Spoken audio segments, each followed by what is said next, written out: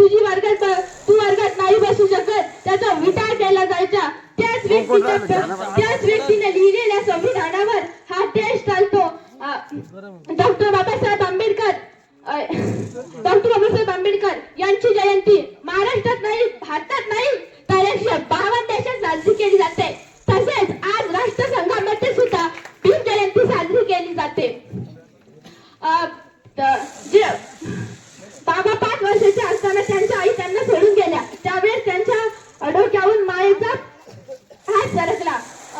त्यानंतर रामजी बाबांनी त्यांना शिक्षणाची खूप गोडी लावली. त्यांना शिक्षणाची खूप गोडी होती. ते म्हणायचे की मला माणसाच्या सहवास राहिल्यापेक्षा मला पुस्तकांच्या सहवास राहणे जास्त आवडते. त्यांना अभ्यासाचा इतका छंद होता की ते ग्रंथालय सर्वात अगोदर जात व सर्व शेवटी बाहेर पडत. ते म्हणायचे शिक्षण हे वाघिणीचे दूध आहे आणि जो तो पेईल तो गुरगुरल्याशिवाय राहणार नाही. डॉक्टर बाबासाहेब आंबेडकर यांचे लग्न नंतर रमाईशी झाले. रमाईंनी बाबासाहेबांना जीवनात खूप साथ दिली. त्या मातेनं बाबांना कधी सतावले नाही.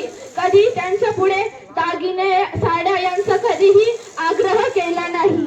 एकदा बाबा परदेशात बॅरिस्टर बनून पुन्हा परदेशात पुढील शिक्षणासाठी गेले. तेव्हा राजरत्नाची तब्येत ठीक नव्हती. राजरत्नाला खूप ताप आला होता. घरात खायला पैसे नव्हते तर मग त्या राजरत्नाच्या औषध उपचारासाठी कुठे पैसे आणायचे त्या मातेने. राजरत्न खूप कळा होत होता. ते बाळ खूप रडत होतं. ते जणू एखादा तवा तापल्यासारखंच ते तापलेलं होतं. शेवटी त्या बाळानं त्या मातेच्या कुशीवच्चांना प्राण सोडला आणि शेवटचा श्वास घेतला. त्यावेळेस रमाई खूप जोरात रडल्या. घरात जर अन्नाचा दाणा घ्यायला सुद्धा पैसे नसेल तर अशा वेळी त्या मातेने त्या राजरत्नाच्या अंत्यसंस्कारासाठी नवीन वस्त्र सुद्धा नव्हते. त्यावेळेस त्या मातेनं आपल्या फाटक्या लुगड्याचा पदर फाडला आणि त्या राजरत्नाला त्यात गुंडाळले आणि त्याचा अंत्यसंस्कार केला. आणि त्या खूप रडल्या, खूप मोठ्याने रडल्या आणि बाबांना पत्र लिहिले आणि असं सांगितले की आपला राजरत्न आता नाही राहिला. त्यावेळेस बाबांच्या हातातून पेन खाली पडला आणि ते खूप जोरात रडले आणि मग त्यांनी पुन्हा पेन हातात उचलला आणि ते म्हणाले, त्यांनी पत्रात लिहिलं, रामू मी आपल्या राजरत्नाचे बलिदान व्यर्थ जाऊ देणार नाही.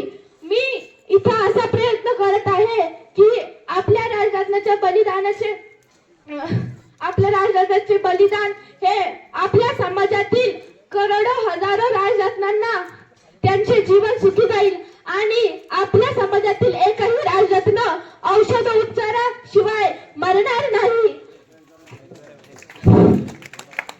त्या बाबांनी कधी स्वतःचा विचार केला नाही. त्यांना त्यांचे लेकरं गमावे लागले. त्यांनी कधी स्वतःचा विचार केला नाही. त्यांना खूप मागण्या आल्या होत्या. त्यांना लोक पैसे घेऊन विकत घेणार होते पण ते कधीही पैशासमोर झुकले नाही. ते म्हणायचे पुस्तक वाचल्याने मस्तक सुधारते आणि सुधारलेलं मस्तक कधीच कोणापुढे नमस्तक होत नाही. तसेच तेही कोणापुढे नमस्तक झाले नाही. त्यांनी आपल्या सर्वांना मोलाचा मंत्र दिला आहे, शिका, संघटित व्हा आणि संघर्ष करा. डॉक्टर बाबासाहेब आंबेडकर यांच्या प्रत्येक गाण्याला एक अर्थ आहे. जसं की घडणार नाही असं घडवून आणलं, बैलाचं दुःख माझ्या भीमानं जाणलं. घडणार नाही असं घडवून आणलं, महिलाचं दुःख माझ्या भीमानं जाणलं. गेलं तुमच्या वाट्यात चूल आणि मूल, साऱ्या देशाचा बाप माझा भीमराव पॉवरफुल. या ओळीचा अर्थ असा आहे की समाजामध्ये पहिल्याच्या काळी एका स्त्रीचा जर पती मेला तर त्याच्या अग्नीमध्ये त्या स्त्रीला ढकलून तिलाही त्याच्यामध्ये जाळून टाकायचे. पण संविधानामध्ये आता स्त्रियांना सगळे हक्क दिले आहे आणि बाबामुळे स्त्रिया कोणत्या क्षेत्रात कमी नाहीये. आपल्या देशाचे राष्ट्रपती सुद्धा ही एक स्त्री आहे. राष्ट्रपती हे आपल्या देशाचे सर्वोच्च स्थान आहे आणि त्यावर सुद्धा एक स्त्री आहे.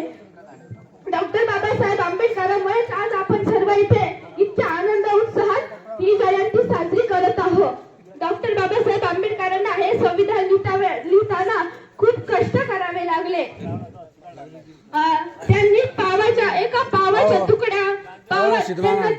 पोट भरून जेवण भेटत नव्हते, त्यांच्याकडे तेवढे पैसे नव्हते, ते दिवसभरात एका पावाच्या तुकड्यावर राहायचे आणि त्यांनी या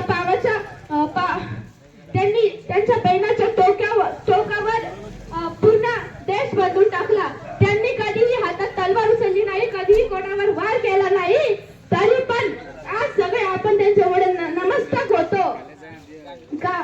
आज डॉक्टर बाबासाहेब आंबेडकर यांची 135वी जयंती आहे, तरी ते आपल्या सगळ्यांच्या मनात आहे, कारण त्यांनी कामच असे केलेले आहे. त्यांना एकूण 32 डिग्र्या होत्या, एकूण 32.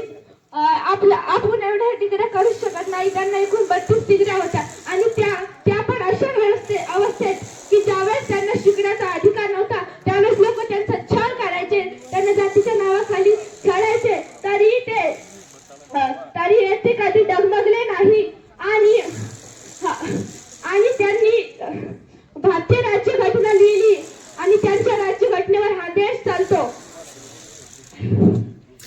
एवढे बोलून मी माझे 2 शब्द संपवते. जय भीम.